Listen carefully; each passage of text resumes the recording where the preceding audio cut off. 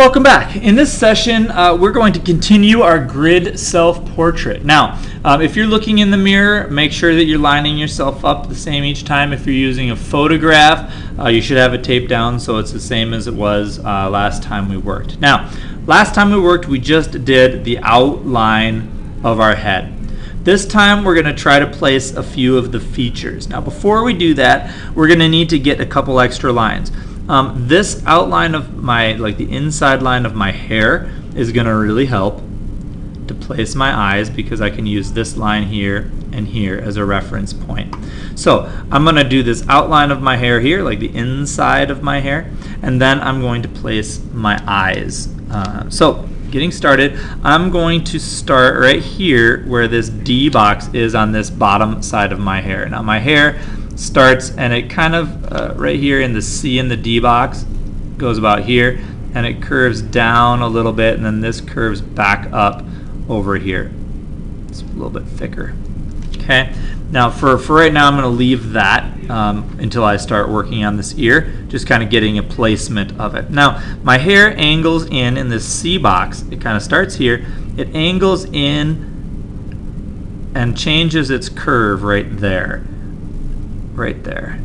Okay, so this one kind of angles up on a diagonal, and then this piece angles backwards or back to the left like that. Now, the next part of my hair, I'd say it exits. I always like to start with it enters the box, it exits the box. Okay, it exits the B1 box about right here. It enters the B1 box here, and I'd say it curves the farthest out it goes is there. So this curve is just going to curve up like that and come something like that. Okay. Now the next piece of my hairline, this one's kind of troublesome because this is like all thinned hair up here. So not only that I have thinned hair, but that it's troublesome to draw. I'm going to pretend that this kind of comes up from this B box. It enters here and it's going to exit about there. So I'm going to enter here and I'm going to exit about there. Now that's where the hairline goes. But if you look real closely at my picture and in your picture or in the thing, I've got like a secondary hairline that's kind of like here and here. That's where like the little tufts of my hair come. So I'm just going to kind of draw a little line right here and over to here.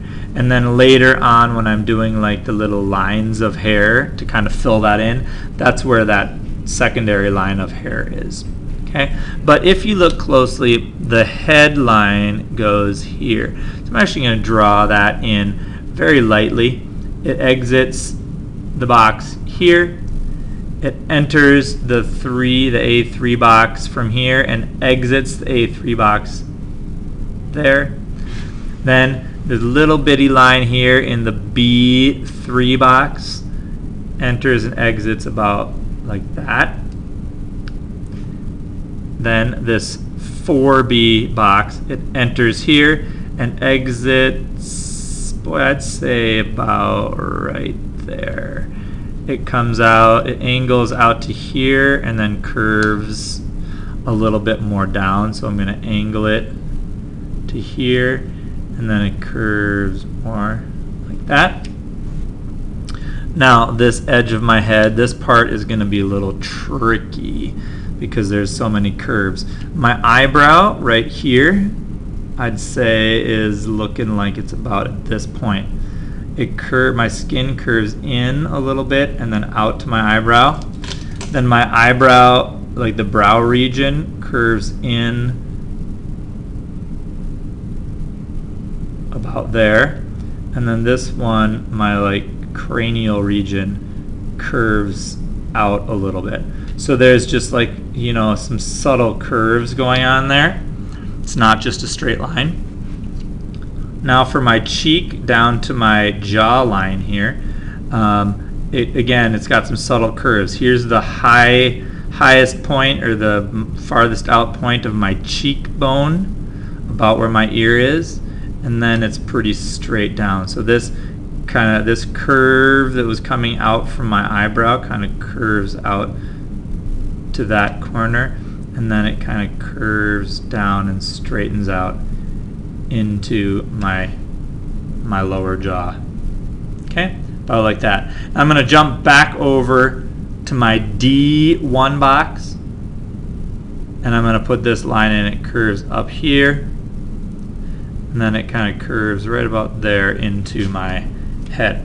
Okay, now that I've got kind of that inside hairline, let's place the eyes. So if we look closely, let's start with this eye here in the 2C. So here's my 2, here's my C. My eye is sitting right on this intersection here. Okay, the curve of my eye is just a little over that intersection. The angle of my upper lid curves up, and my eye, the corner of my eye, is about there. If we look at the top of my eyelid, it curves up just a little bit here, and then it angles like this. Angles up, angles over, and then this one angles down like that. Okay, that's this particular line right here. Now, the bottom of my eye is almost there. Kind of comes from this curve, and it curves down, and it curves back up, and actually intersects through that grid line. If you see right here, goes through that grid line and meets up with the top lid there. And this top lid actually overlaps and comes down through that corner line there. Okay. Now that eye looks a little bit too small, but I think that's right. Despite my brain telling me that it's too small, it looks like it's too right. Now I'm gonna take this curve of my iris, and I want to look at that little white spot in my eye too and see that that's kind of looking correct. Now I'm going to do this other curve of my iris. It starts about here and comes down to about here.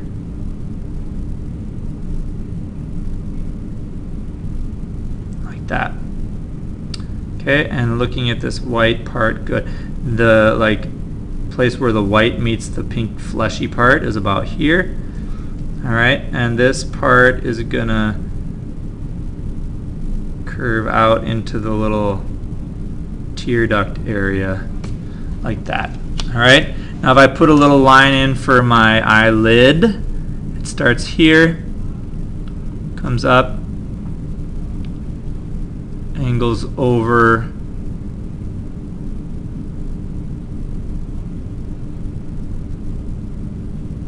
about like that. It's pretty thin. Okay, so that's just kind of setting the stage for my eye. And this, kind of the shadow line for this shadow here is about right there. I'm going to draw the little pupil in. If you notice in my in the photograph, the top part is drawn in, and the below part actually has the little shine right there in my pupil. Okay, so I'm going to leave that just a half circle. Now, the next eye, believe it or not, is actually over here. If we look closely, my pupil is actually right on this line here, and it's right above this intersection here. The line for the lower bit of my eye curves up here, curves up here, and then down, about like that. My eye here is squinted, so it's going to be quite a bit smaller than this one. And this one curves down to about here, and then it curves around where it intersects. The highest point is right after the line, and then this part is almost a straight angle and curves around for the tear duct. Okay, the lid line is very close, goes up here, apex about there, like that. Now my pupil, or sorry, the iris, this white part here in the eye is super small, right there. And the white part over here is also super small. I'd say it's about like that. And then the pupil is right there in the middle. Okay, if we put another kind of curved line in for my eyes, I've got this wrinkle, the smile wrinkle here, and I've got a smile wrinkle that's horizontal here and kind of curves up into my eyelid there, like that. These two little wrinkles right there. Okay, now that kind of completes that outside edge and the inside edge of my hair, so that I could place those two eyes. Now notice those eyes, this one looks much larger because it's open more, and this one is smaller because it's closed more. You can also notice that this one takes up less space because my head is tilted to the video's right, but towards my left. So trust what you see in the picture or in the mirror. Don't trust what you think in your head. The whole purpose of this assignment is to get the sizes correct and put the object, eye, nose, ear, whatever, in the correct place. It's all about getting the correct proportions, and each little box should help you break down exactly where to put each simple line. So that's how to finish the inside line of the hair and the eye placement.